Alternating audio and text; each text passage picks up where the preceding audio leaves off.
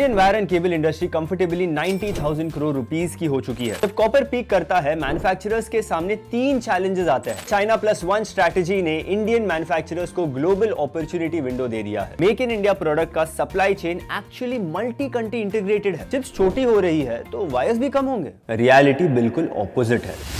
Data centres, electronics, semiconductors, renewable energy, आजकल ये words हमारी आंखों और कानों से लिटरली रोज गुजर रहे हैं। और जब हम फ्यूचर की बात करते हैं तो AI, 5G, EV, smart grids, solar panels, ये सब बज़वर्ड्स तुरंत दिमाग में आता है। लेकिन एक सिंपल सा सवाल है, इन सब चीजों को चलाने के लिए क्या चाहिए? हर डेटा सेंटर को अनइंटरप्टेड पावर फ्लो चाहिए, हर एआई मॉडल को सीमलेस डेटा ट्रांसफर चाहिए, हर ईवी को चार्जिंग नेटवर्क चाहिए और हर रिन्यूएबल प्लांट को ग्रिड कनेक्टिविटी चाहिए। और इन सब के बीच एक common but often ignored hero है, केबल्स एंड वायर्स। सारी हाईटेक फ्यूचरिस्टिक इंडस्ट्रीज एक इनविजिबल बैकबोन पर टिकी हुई है। अगर वो बैकबोन हटा दो तो ना पावर ट्रैवल करेगी ना डेटा, और बिना पावर और डेटा के पूरा डिजिटल और एनर्जी इकोसिस्टम रुक जाएगा। हाय एवरीवन, मैं हूं निशांत और आज हम डीप डाइव करेंगे इंडिया के वायर एंड केबल सेक्टर में। एक ऐसा सेक्टर जो फ्लैशी नहीं है, लेकिन बिना जिसके फ्यूचर का कोई भी विजन कंप्लीट नहीं हो सकता। लेकिन इस स्टोरी को शुरू करने से पहले चलिए देखते हैं कि करंट सिचुएशन क्या है। 2026 में कॉपर प्राइसेस शार्प रैली देख चुके हैं, अराउंड $12,500 पर मेट्रिक टन लेवल्स। एल्यूमिनियम भी एलिवेटेड जोन में ट्रेड कर रहा है। सिल्वर रिकॉर्ड्स हाई टच कर चुका है, गोल्ड भी स्ट्रॉन्ग है। और ये सिर्फ कमोडिटीज की कहानी नहीं है। वायर और केबल इंडस्ट्री में रॉ मटेरियल्स रफली 70% टोटल कॉस्ट होते हैं। कॉपर, एल्यूमिनियम, सिल्वर, ये सब डायरेक्ट मार्जिन ड्राइवर्स है। जब कॉपर पीक करता है, मैन्युफैक्चरर्स के सामने तीन चैलेंजेस आते हैं।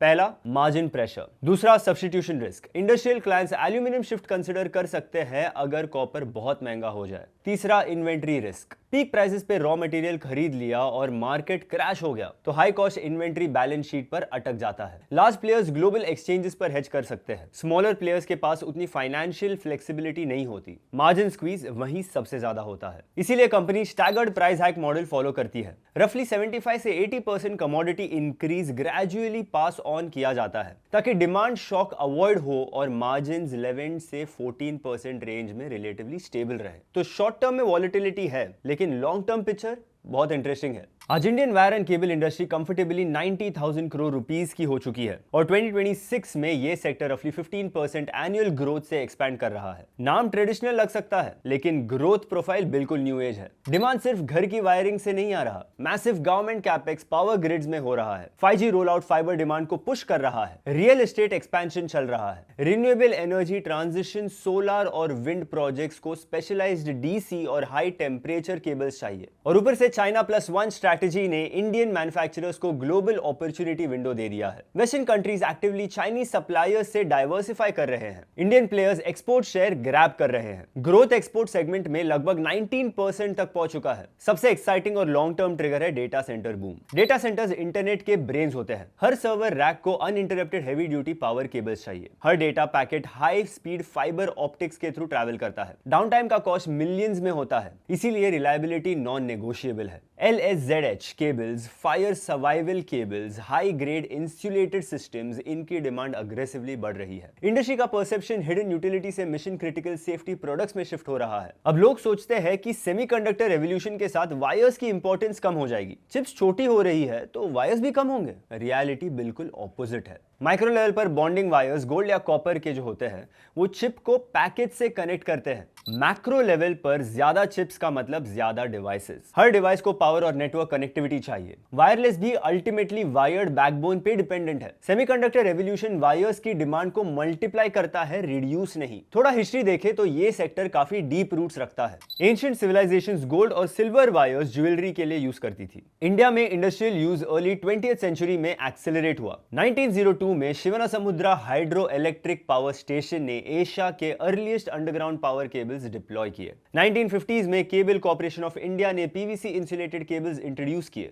Insulation technology breakthrough. 1970s में यूनिवर्सल केबल्स ने XLPE टेक्नोलॉजी इंट्रोड्यूस की, जिससे हायर वोल्टेजेस और टेम्परेचर्स हैंडल करना पॉसिबल हुआ। वहीं से Indian grid modernisation serious pace पे आया। आज मार्केट स्ट्रक्चर देखें तो पॉलीकैब इंडिया सबसे बड़ा ऑर्गेनाइज्ड प्लेयर है। उसके बाद KEI इंडस्ट्रीज, RR केबल और Finolex cable strong strong positions hold करते हैं। ये हेवी मैन्युफैक्चरिंग सेक्टर है, इसीलिए एफिशिएंसी को एसेट टर्नओवर से मेजर किया जाता है। पॉलीकैब का एसेट टर्नओवर अराउंड 1.74 है, मतलब हर 1 रुपया एसेट पे ₹1.74 सेल्स। केईआई का 1.64 है क्योंकि इंस्टीट्यूशनल ऑर्डर्स प्लांट्स को नियर फुल कैपेसिटी पे चलाते हैं। फिनोलेक्स केबल्स का अराउंड 0.89 है, conservative, debt free approach, strong balance sheet. Inventory turnover में भी डिफरेंस दिखता है। पॉलीकैब कॉपर रॉड्स खुद मैन्युफैक्चर करता है, इसीलिए इन्वेंट्री एफिशिएंटली स्ट्रॉन्ग रहती है। आरआर केबल का retail focus fast channel movement ensure करता है। केईआई का साइकिल थोड़ा लंबा होता है क्योंकि हैवी कस्टम केबल्स बनाने और टेस्ट होने में टाइम लगता है। स्केल डिफरेंस भी क्लियर है। पॉलीकैब FY25 में ₹22,408 करोड़ रेवेन्यू क्रॉस कर चुका है। रेवेन्यू मिक्स रफली 84% वायर्स एंड केबल्स, 9% EPC और 7% FMEG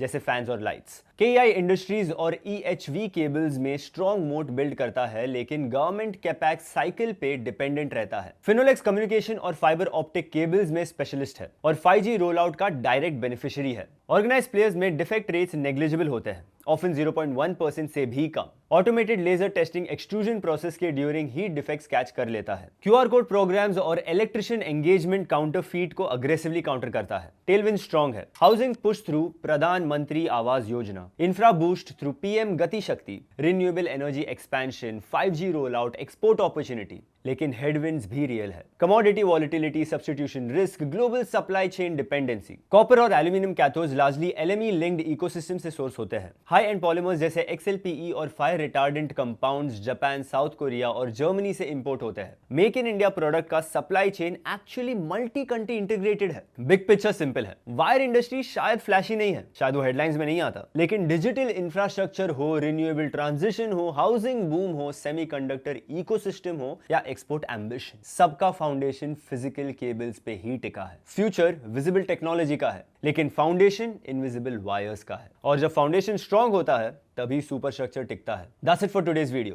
अगर आपको ये स्ट्रक्चर्ड ब्रेकडाउन पसंद आया हो तो लाइक जरूर करना और कमेंट करके बताना कि अगला कौन सा सेक्टर डीप डाइव आप देखना पसंद करेंगे। Investment in securities market are subject to market risks. Read all the related documents carefully before investing.